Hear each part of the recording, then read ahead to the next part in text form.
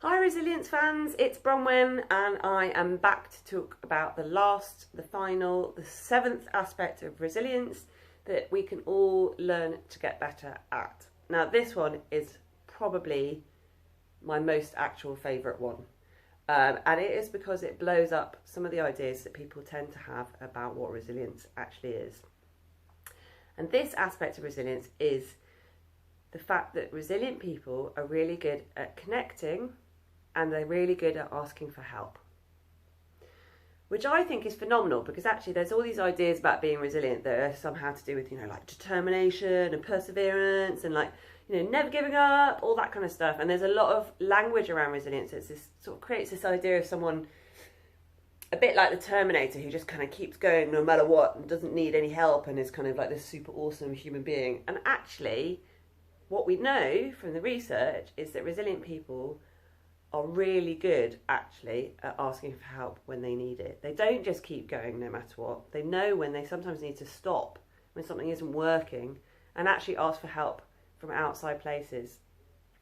Now, resilient people, we know, because we talked about empathy last time, are really good at building those kind of social connections and keeping up those relationships, and that's really important. What's also really interesting is that resilient people tend to be really good at knowing where to go to for different types of support. Because actually, no one person is going to be the solution for everything and for all of the problems that we have. So we can't expect one person, one friend, one family member, one professional to be the answer to everything.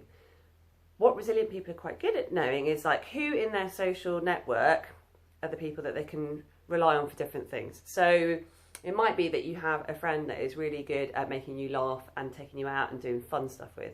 You might have another friend who actually kind of is really good at holding you to stuff, so they'll make you kind of go and do like a sport thing that you wanted to do, or make you do revision if you're feeling a bit kind of like putting it off or whatever. And then you might have another friend who's a really, really wonderful listener. And they probably won't be the same people. There might be a few people, and they're the ones that end up being our best friends and are kind of like our found family. But most of the times in our networks, there'll be different relationships, and it's about using those in different ways. Now, the thing about asking for help is really interesting, because actually it is a skill that is really hard. And I think for a lot of people, we get scared about asking for help for a few reasons. One is that we don't want to be a burden to other people, so we don't want to worry them. That's sort of a little bit like what happens when we have almost too much empathy, that we end up worrying about the other person worrying. So we don't want to be a burden. It might be that we're embarrassed about the problem that we've got and we're worried about people judging us. It might be that we've got trust issues because we've asked for help in the past and actually we didn't get the help that we needed, or we didn't get help in the way that we wanted it to. So there can be loads of different reasons that can affect our ability to ask for help. And those are just true for all humans. But then some of us have a few more kind of barriers in our way than others. So often when I'm talking about this in groups, we talk about whether there's a difference between men and women. Like, do women or men find it easier to ask for help? We talk about age.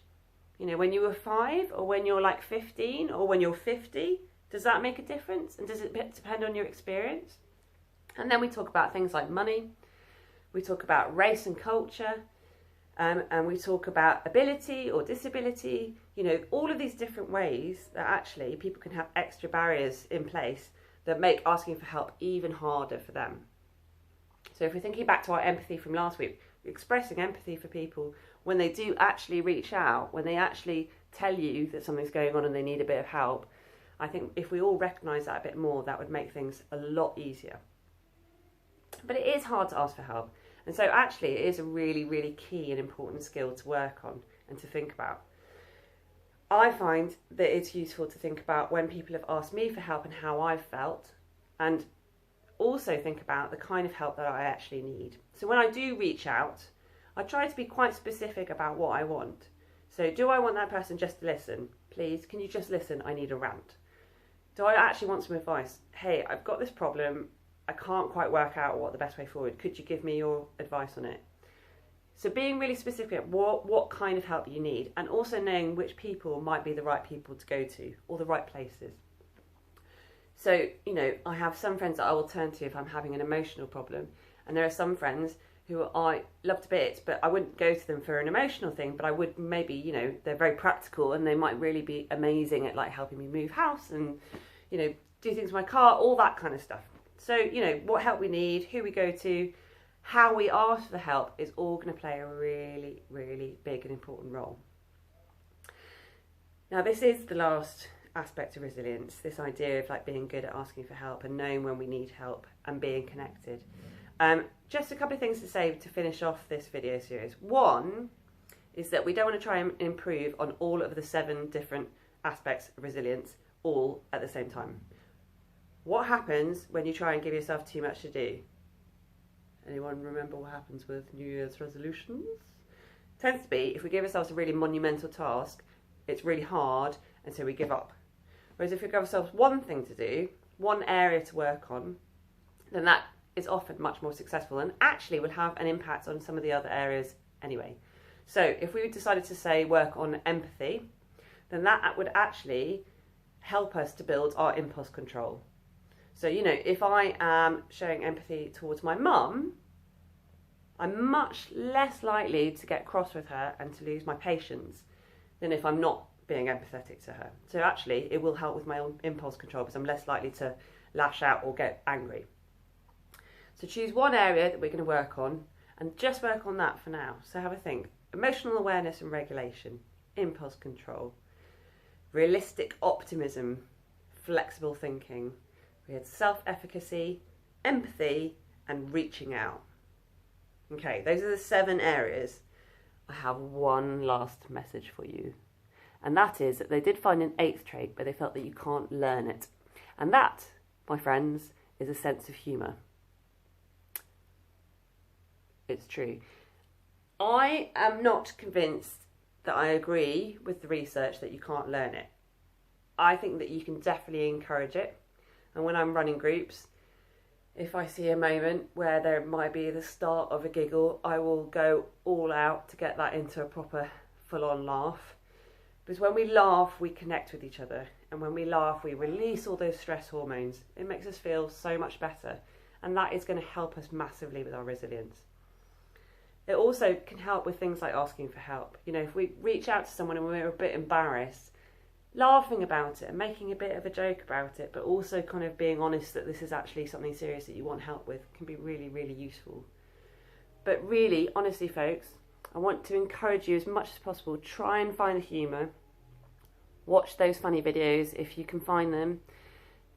Connect with those friends that make you laugh, that make you just forget about things by just, you know, being silly.